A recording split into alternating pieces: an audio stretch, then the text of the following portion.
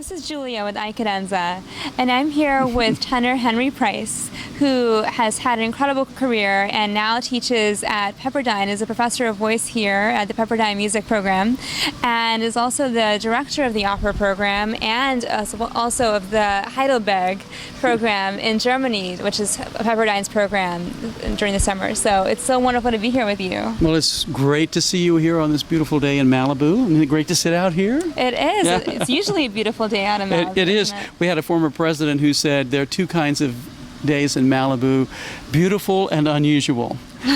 We had some unusual days last week, but now it's back to beautiful. They extended all the way down to Los Angeles as well. Right, so right. We experienced them right. too. Well, I want to talk to you a little bit about your career, which was so incredible, and you did such fantastic things. You did so much work in New York and across the world, really. Can you talk about how you first got started singing? Oh, well, that goes way back before opera even. I'd never heard an opera as a teenager. But I loved to sing. I was a rock and roll singer, jazz singer. Elvis was my inspiration to be a singer. I still love listening to Elvis. That's amazing. You're the second opera singer I've talked to this week that got their start in rock and. Well, yeah, we people who love to sing and who have a gift for getting up in front of people and using our talent, sing the music that is around us first and touches us. And for me, that was the music that I heard on the radio growing up. So if I had heard opera, I probably would have been inspired to do that earlier. But fortunately for me, I went to school at the University of North Texas, which has a great music program. I lived in Dallas. I'm from Dallas. And there was a fabulous tenor on the faculty there, Eugene Conley, who is one of America's best tenors ever.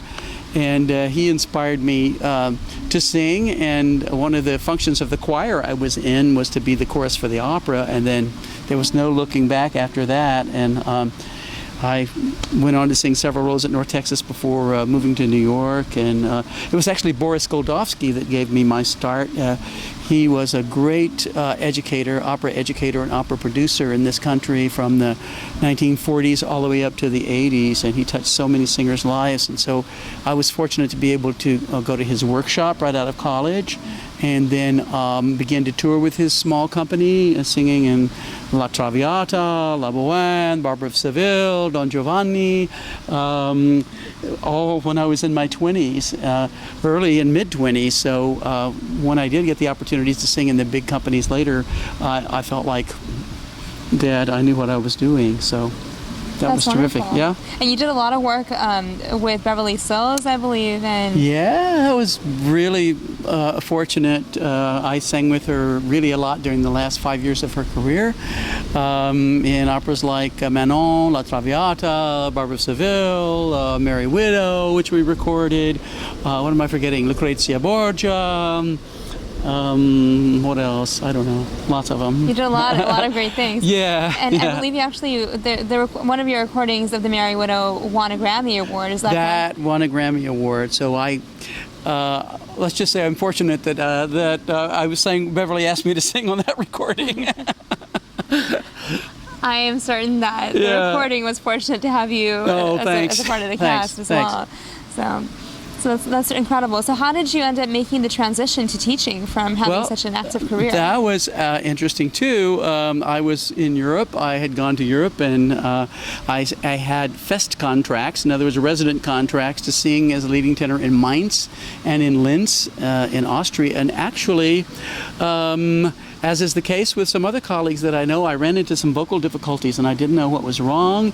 And I was trying to get myself together, and we had moved back to Dallas to be based out of there, and one thing led to another, and I got an invitation to come out here to Pepperdine, and it all worked out. In the meantime, I really thought about what it took to sing physically. I was more of an instinctive singer before. I had good teachers, but I guess if it's going well, teachers sometimes say leave it alone, Right. But I understood, I learned how the voice really works, and it worked for me again, and that made it sort of my passion to pass that on to singers, because in fact we should know, shouldn't we, what the touch points are, even if we're singing well, or especially if we're singing well, how the body should work, how the articulator should work, and so forth. So if something doesn't seem quite right, we should know, well, I need to check this, I need to check that, I need to go to the doctor, do all those things. And I learned all those things kind of late, but I was reading an article in Opera News from a very famous tenor that I think has become the YouTube star now. It's Franco Corelli. I read an article that was an interview with Franco, and he said, and he became a great teacher in New York. He retired rather early. And he said, and this of course made me feel good, he said, I think the best teachers are the teachers that had careers and then they had adversity with their own voice, and then they went back and worked, I'm paraphrasing, and worked through it and found out what the issues were, and then we're able to pass that on. Not only do you have an understanding of how the voice works, but you've also been there on the stage. And that's not a combination that works for everybody, but I think it's a good one. It certainly rang a bell with me because that was in fact my situation, although I don't compare my career to the great Franco Corelli's, although I did enjoy. My wife and I just loved to watch him sing and hear him sing. But I was able to hopefully put that together and then to be able to pass it on to the students who are such an inspiration every day. I had a student just today that made me think, wow, what a joy it is to be able to do this, to get to know this young man and other people that I work with. And I think it was really fate and maybe God that said, you will be better served later in life if you transition to teaching earlier. Because a lot of my friends who now are in their 50s or older now want to transition to teaching, and it's really very hard. I transitioned earlier in my late 40s, so I think I'm where I'm supposed to be. I'm really happy with that, and just to not have that opportunity to work with that young man that I worked with this afternoon, and so many others that I can think of, would have been a great loss to me. And I thank God every day that I'm able to do that. That's so wonderful. Yeah. So what makes teaching so gratifying for you? Well, I just said it. Just finding talented young people who are thirsting for the knowledge. That's the hard thing at the undergraduate level. I many times have discovered really wonderful, incredible voices, but at this level, you don't yet know whether a person has the fire in the belly to go forward with it, and that's fine, because that's what undergrad is all about. You may have a great gift, but you may not want to take risks, or you may be so nervous that you can't overcome that, or there may be some other issue. You may really want security in life, which, by the way, when you find that profession, let me know, because I know a lot of bankers and stockbrokers who have gone back to singing and acting. But I think that's a great selling point for us now, is why not follow your passion and do what you love, and the doors will be open that are supposed to be open. They may not be the doors that you expected they would be. And I was present at a panel discussion at the National Opera Association several years ago, and there were people at the table who had started out with careers as singers who ended up doing something else in the arts, something very, very important in the arts. One lady took a part-time job working for the National Symphony, and 10 years later, she was the managing director of the National Symphony. Another lady who had a great voice, everybody said, this is the next Leontine Price. She ended up being inspired to work in an educational program in a major city, and she ended up running the arts program for the entire city and starting a new arts program. Wow. If they had not pursued their dream to be a singer, as long as it seemed right, then those doors would have never opened. Mm-hmm. So success is not always measured by whether or not you stand on the stage of the Metropolitan Opera.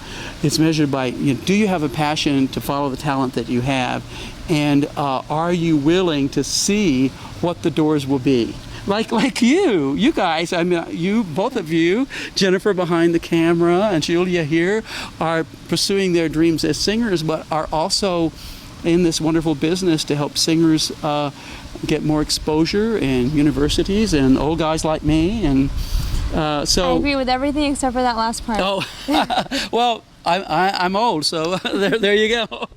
Well, you mentioned, that singers should be open to looking for doors that may not be quite the same decoration that they were expecting, and Right. be willing to go through them. And what do you think about the internet as such a door, and the possibilities that affords to singers these days in self-promotion? That's the kind of door on the internet that people should be going through, and not some of the others.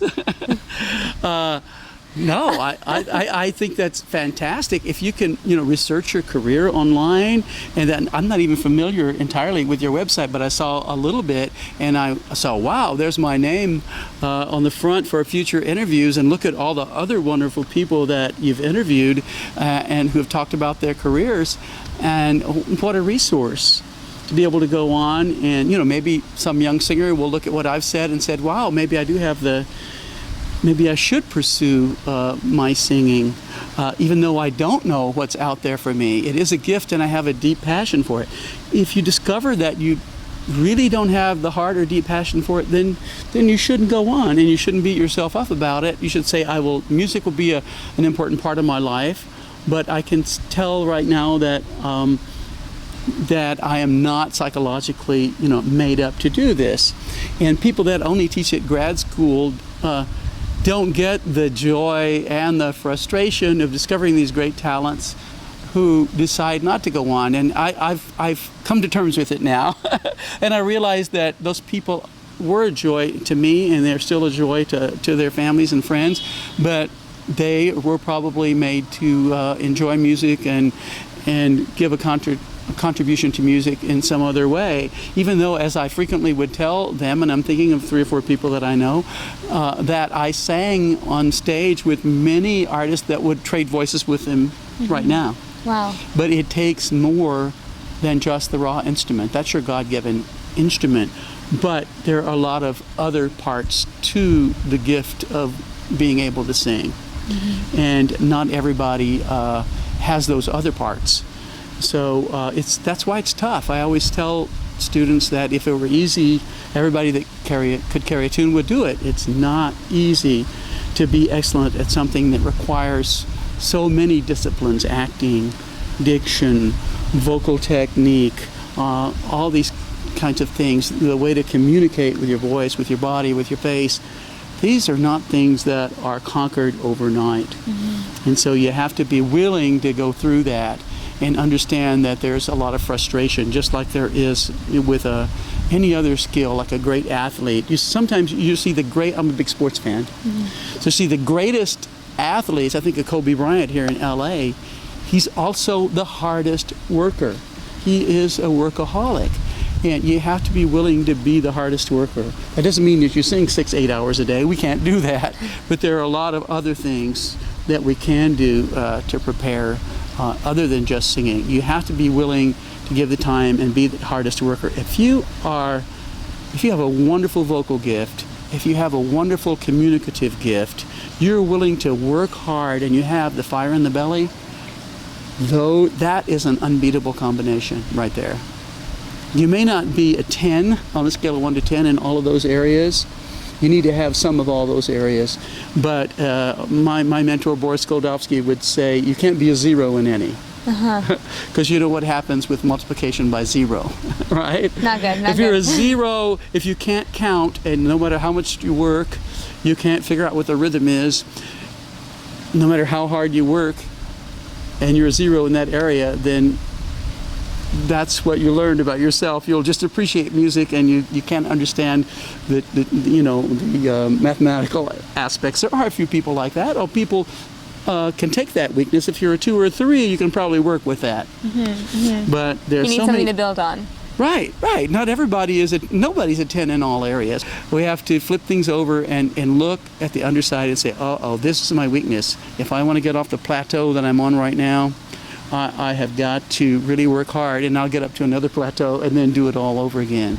because we all have things that we need to work on and that are our sort of Achilles heel. And some people take that weakness and make it their strength. Well, thank you so much for your time, and thank you for everything that you're doing for the Well, thank for the you. And community. you can tell that I'm I'm pretty excited about it. Well, thank you. Thanks a lot.